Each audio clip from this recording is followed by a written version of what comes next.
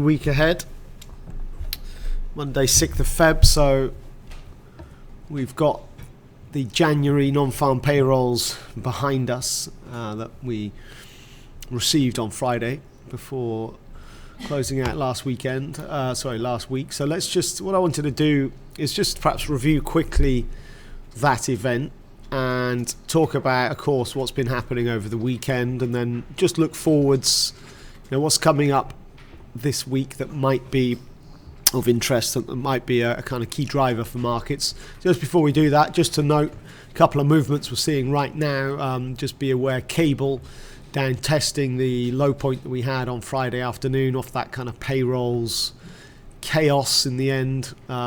So cable 124.60 on the futures, that's an important price. The DAX, you can see, has been under pressure here this morning and actually trades below the levels we were seeing on Thursday, so just down through Thursday's low here for the DAX, which you could say slightly ironic, given that really the only kind of bit of data of interest that we've seen released this morning happens to be German data that happened to be the best monthly gain for factory orders since July 2014. So you got a 2.5 year high print on factory orders, and of course you've got the DAX not rallying and pushing new highs off the back of that better than expected economic news. You've actually got the opposite. Hard to judge why. I mean, obviously in hindsight you can perhaps start to pull some reasons out of the bag for this. I mean, technically I think the break below Thursday's low has kind of helped us get or stay down here, but I think one of the most interesting pieces of data from last week was the inflation numbers that we were getting, and German inflation kind of top of that list, I would say, in that smashing back up through 2%. And I guess maybe there's an angle to say that now any strong data from Germany might just help continue to fuel that concern about rising inflation, which therefore might see further down the line, 40 minutes into might see the ECB have to taper off their QE program sooner than they currently think. Perhaps this is an angle that might explain why German equities are sold off the back of that strong data. It's definitely, if you're trading the DAX, which I know a lot of you are, it's definitely a behavior you've got to take note of. Don't be the one next time we get German data and it's really strong, right, buy the DAX. Don't be that person. That's not how this market is behaving. You can see in front of your eyes here. So whilst it might be unusual and counterintuitive, that doesn't mean it can't continue to behave in an unusual and counterintuitive manner. There is that inflation angle which you've got to consider. So trading German data, trading the DAX off German data might be pretty tricky going forwards this year as we start to figure out inflation and what are the ECB going to do about it. Okay, so let's look back on what happened on Friday, and really we kind of need the S&P, I guess, to really kind of talk about this.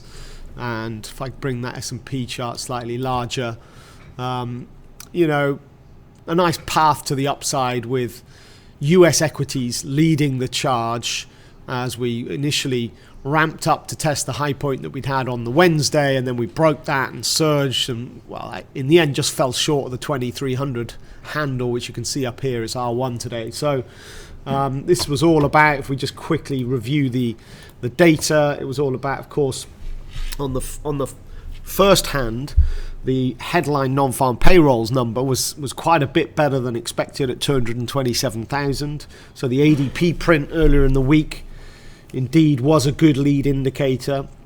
This has nicely dragged up the 3-month average, which is what people quite like to focus on. This is such an erratic bit of data. I mean, it's so volatile month to month. People often look at the 3-month average to kind of smooth out the noise. And you can see that the 3 previous months were all really low. So you had an average down in the 140s. So what's happened now is the 124 number drops off and it gets replaced by the 227, and of course this drags up the 3-month average. Is back up into the 180s now. So the 3-month average is nice and solid. So good number on the headline. And I think the reason why the S&P rallied off that is actually because this was really strong, but everything else was really bad. When I mean everything else, I mean the rest of the labour market report. Well, on the face of it was bad. I'm going to actually spin a positive angle in a minute. Look, if you look at... Well, actually, let me just bring up a chart of unemployment. Sorry, 1 second. Give me a second. Because the unemployment rate went up, which was not expected. And you could say, well, obviously that's bad news, right? The unemployment rate's moved higher. I would argue against that. Look, and actually the last couple of months we've ticked back up to 4.8%. You can see we were 4.9, 5% 12 months ago. We dipped to a new post-crisis era low, 4.6% back in November. But we've climbed since, which on the face of it you think is negative. But actually, if I showed you something called the labour force participation rate, this has actually ticked up in exactly the same manner as the unemployment rate has, and they're both very much hand in hand and correlated. And I would argue the labour force participation rate going up is actually a very good thing. This is basically the highest we've seen for 12 months, pretty much. We had the same print for September, and then back 12 months ago. But I think if you look at the 10-year chart, this really kind of sums it up. This has been a key problem for the US. The labour force participation rate dropping. That's the number of people participating in the labour force dropping. A lot of this is baby boomers retiring, but it's also still a legacy of the financial crisis. What's quite good about this, we've actually been flat now. You would say it does look like the downtrend is finished. So where we are now on the labour force participation rate, we had the same numbers at the end of 2013. So actually you've got a 3-year, hopefully a flat line, and maybe this can go back up above 63% as the labour market is so strong that actually it really pulls back in those long-term unemployed, the disillusioned unemployed that we had in the fallout from the financial crisis. So this was a good thing. But of course, in the short term, it does mean the unemployment rate goes up, because you're only counted as unemployed if you're actually actively seeking work but don't have a job yet. So the labour force participation rate going up is measuring those people coming back and saying, right, I'm going to start looking for a job again. They then get counted as unemployed. But short term, bad for the unemployment rate, but potentially long term, good news, because the labour force might grow in size. All right, so, and then the other big thing I would say for the report was obviously the revision. If I go back to the payrolls data, we had a revision lower to the previous month. That was bad news. The other bit of bad news certainly was this chart looking at the average hourly earnings. So this is wage growth. And this was probably the biggest disappointment of the whole report. We were expecting plus 0.3%. Comes in at 0.1. So this is like an inflationary angle here. If we're going to see inflation rise sharply, and the Fed then have to hike rates faster, we're going to have wage growth drive that. But there isn't any wage growth, or certainly not in January of any note. So how does this stack up for the S&P? Why was the S&P the kind of the market that responded in the most unidirectional manner to this? And that's because you kind of got the best of both worlds here, where you got strong job creation in January, you got the labour force participation rate increasing, but the wage growth number was so low that perhaps, I guess, you got strong data without having the counterbalance force of it meaning the Fed are going to hike rates sooner. So because of that wage data, I don't think hike expectations have increased, and so the S&P kind of gets to just enjoy a nice positive reaction to the economics of a strong jobs number without the resistance of it meaning more hikes. So that's really why we got propelled higher. I think if you look at the dollar, it certainly backs up that opinion. For the dollar, it was a bit of a mess, to be honest. We kind of blipped lower. If I just went to, let's say, a 15-minute chart on euro dollar here, we blipped lower off the headline as the payrolls number was better than expected. Then we turned and we rallied new highs on euro dollar, and that's because wage growth was low, and so inflationary, that's not good. And we kind of then had a second burst after the cash open and made more new highs, but then it all kind of just drifted back. And, well, I guess we closed up not far off the top of that initial spike. But, here we are. I guess what I want to say is where we're trading right now is basically back to square one. So from a dollar point of view, the payrolls report hasn't really changed anything. And you can see I've mentioned at the start, cables testing the low point that we had on Friday. So if we just looked on a daily for cable, this is, we're still up here from that Tuesday, January the 17th, trigger move to the upside off the back of some Brexit or soft Brexit chat, Parliament being brought into the Brexit process, which has reduced the chance of a hard Brexit, so sterling rallies. So just to check, it does look a bit vulnerable, this. I'd say cable down to test 31st of Jan low would be a reasonable bet today. So that's down at 124.20. We're only 40 pips above that. So I'd say a little bit of downside bias on cable still. Keep a note on gold, because where we've been testing overnight, as we popped higher, we broke up through Friday's high and quickly met key resistance. R1 is also the high we had back on the 2nd of Feb. So that's a key barrier up there for gold in terms of resistance. So keep an eye on that. And that is the highest price we've seen this year. So we're right up on the highs for the year here for gold. So what's been going on over the weekend? I want to just talk about, obviously, Trump. Because let me talk about Trump, because Friday was also what helped the S&P push higher was the comments surrounding Dodd-Frank, where his economy advisor said, don't think Trump can't do anything to repeal Dodd-Frank without getting Congress's sign-off. The hint here was that Trump actually can do stuff to reduce the regulation on the financial industry without having to get it through Congress. More chat on Trump, of course, over the weekend. He took another setback in his immigration ruling. Again, it's been ruled as unconstitutional, and so it still actually remains suspended. So that's going to be a key thing for today. What is Trump going to do about that? He's obviously been firing off critical and aggressive tweets towards the judges involved.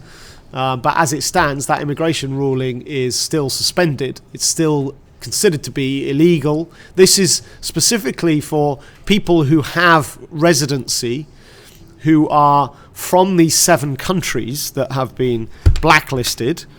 There's obviously citizens of those countries that have dual citizenship, and it's these people that aren't being allowed in that's being considered as illegal. Okay, so that's something to keep your eye on.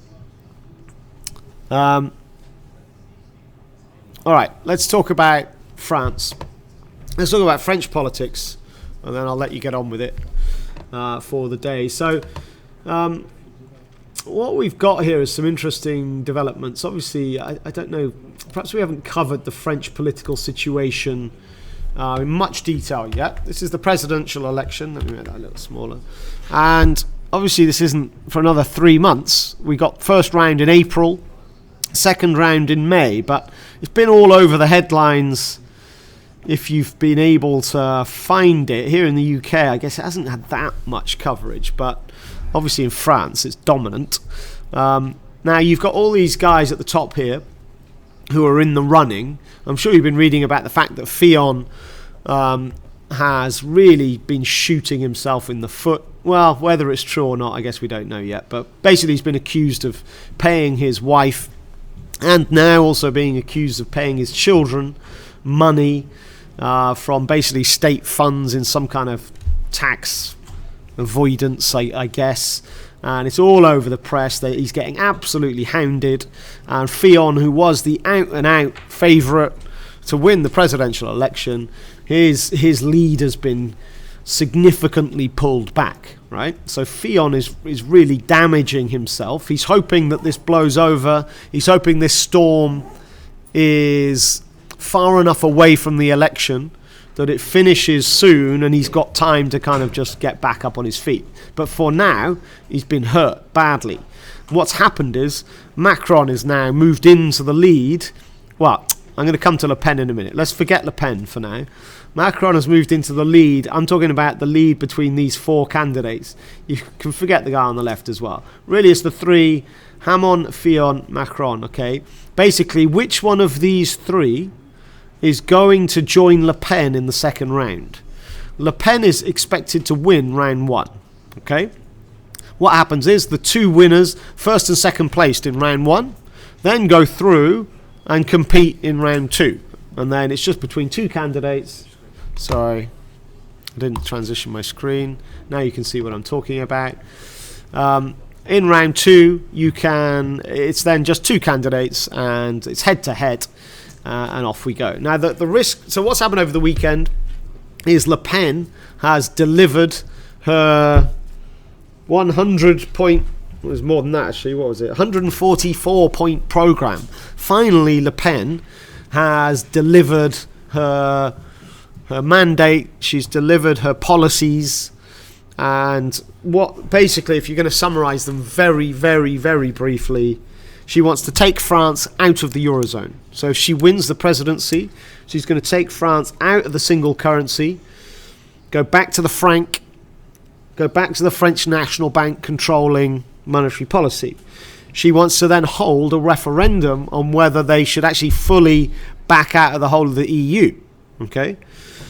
Then, very much Trump style, she wants to impose taxes on imports and she wants to limit immigration. Okay? So this is the kind of stuff you would have expected, but it's nice to finally have had Le Pen just get this out on paper, and let's see, really what are you going to do if you're president. So leaving the Eurozone, EU referendum, import tax tariffs, and immigration control. Okay? Now, it'll be interesting this week to see how this... So Le Pen has a 25.3% of the vote, if you like, when you've got all the candidates lined up. This is where she's polling at the moment. What I'm going to be interested in to see if this moves this week. There are a huge number of French citizens who are undecided in this election. You've kind of got a category who are kind of basically anybody but Le Pen is a kind of category of undecideds. So which one they choose, and this is where they can really shoot themselves in the foot if they're not careful. The big risk for me is if Le Pen's almost certainly going to win round 1, so it's just who's going to join her in round 2, and if these undecideds aren't careful, and if Fillon carries on damaging himself, then it could be that Hamon actually is the runner-up in round 1, and we get Le Pen, Hamon in the final. Hamon is the replacement for the current president, who, wow, I've forgotten his name, which Hollande. So sorry, that kind of sums up Hollande, actually, doesn't it? So I forgot his name there. That just shows how important he is to people. But so he's the replacement for Hollande, for the Socialist Party. They've really pushed more to the left here, but thanks to Hollande, I mean, really they are not liked. But it could be that people vote for him because they don't like Fillon anymore because he can't be trusted, and they don't really want to vote for the rich banker Macron, who has no policies yet. And so maybe they're going to vote for Hamon, in which case it could be Le Pen, Hamon, and in that scenario, Le Pen could actually win it. So I would say the biggest risk to Le Pen winning would maybe be that Hamon is runner-up and Fillon and Macron fall at the first hurdle. So these are all the implications. Outside of that, if Le Pen is against Fillon, if Le Pen is against Macron, she's expected to lose, and lose probably quite comfortably. And then they've got here Macron, Fillon, and that's a closer race, and Macron would be expected to win that. They don't have the scenario I've just given you in this diagram, though. Le Pen, Hamon, and who wins. So this is where it is. I would say it's going to be important to track Fillon over the next few weeks. Does this scandal disappear and go away? In which case, fine, he's back in the running and he'll probably win it. Does this scandal force him out of the race? And then it's about Macron against Hamon and who can be the runner-up in round one, I would say. And can Macron deliver some policies that people can get behind and he gathers support and becomes the winner? Or is it Hamon coming in as the curveball, giving Le Pen a genuine path to winning? With regards to how people are thinking about this is what people think about Hamon. They actually believe he's the most honest candidate. When you're asked who the most honest is, he comes out on top. You can see Fillon down here is at the bottom, and that's because of the scandal that's just erupted, where apparently he's been paying his wife. Here's another graphic looking at who's the most presidential, and here Macron is top. Macron is an ex-Rothschild banker, wealthy, so he certainly looks and talks the part. But, he still hasn't really delivered his policies. What is he about? So this is the French presidential election, which will become ever more important as we get closer and closer to April. And really, from a financial market point of view, it's just really, can Le Pen win it or not? And a couple of weeks ago, it was definitely not. But I think this Fillon scandal has increased the chances of Le Pen possibly winning. But it's still the unlikely outcome, all right? But Le Pen winning would be game-changing because she wants to take France out of the Eurozone, okay? Right, let's move on and just finish with what's happening this week. Here's the data calendar. Just what are the highlights? It's a quiet week, generally. Well, there's no such thing as a quiet week, I guess, when Trump's around. So, you can expect Trump to maybe be the leading driver of markets again this week, because data-wise is pretty dull, I have to say, unfortunately. We've really already had the data of note today. That was the German factory orders number. Tomorrow we'll get industrial production from Germany. You've got a bunch of stuff here from the US, but none of that's tier one. Again, Wednesday not looking particularly interesting. We'll have the oil inventory data, of course. And Friday, perhaps the most interesting of data days. You get plenty of UK data, and then you get University of Michigan, which strikes me as being quite early in the month for that. Anyway, there we go. That'll be the preliminary reading for February on consumer confidence. Just looking at the economic calendar for today, we do have Draghi expected to talk around about 2 p.m. Okay. All right, let's just finish quickly back on the markets, even though I've kind of reviewed what's been going on. The DAX seems to have just kind of settled down now, having had that burst lower earlier. The S&P remains locked in, tight little range, nothing really happening, right in the range we were trading in the latter part of Friday's session, right up at the top of the kind of payrolls rally. Gold's nudging on the high of the year. Cable's testing that low point from Friday. The euro's been kind of sideways for the last hour, having broken below the pivot level. Crude oil trading within the top half of Friday's range. Just found a bit of support at the pivot, like we did overnight. And T-notes also just sat on top of the pivot with just now an edge to new highs for the session. But for T-notes, just check that the Friday high is kind of the target there, with the 125 handle in sight just above. Right, that's it. Enjoy the week, guys. Have a good day. Over and out.